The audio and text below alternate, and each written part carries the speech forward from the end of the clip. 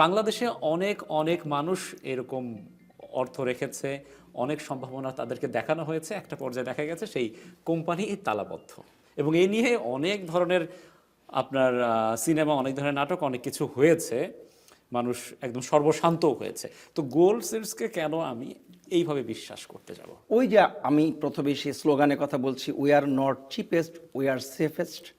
কতটুকু কনফিডেন্ট কোম্পানির ম্যানেজমেন্ট এবং আমাদের থাকলে, আমরা যারা ম্যানেজমেন্ট কর্তৃপক্ষ আছি, কতটুকু আস্থা এবং বিশ্বাস থাকলে আমরা এই কথাটি ওপেনলি বলতে পারি, অ্যানাউন্সমেন্ট করতে পারি ভার্চুয়ালি এবং বিভিন্ন রকমের মিডিয়াতে বলতে পারি। আর বাংলাদেশ তো আপনারা কার্যক্রম পরিচালনা করছেন, এবং দুবাই এবং আমেরিকায় যে কার্যক্রম পরিচালনা করছেন, এর জন্য এই দেশগুলোর সরকারের সঙ্গে সকল ধরনের আপনাদের কাগজপত্র সবকিছু ঠিকঠাক করাই আছে। অফকোর্স আপনি তো জানেন, এদেশে কোনো ব্যবসা করতে গেলে পরে প্রত্যেকটি প্রসিডিউর মেনটেন করতে হয়, প্রত্যেকটি ডকুমেন্ট কমপ্লিট করে আপনাকে বিজনেস করতে হবে। উইদাউট ডকুমেন্টস আপনি কিছু করতে পারবেন না, এবং সেটা করাও কোনো দিন সম্ভব না।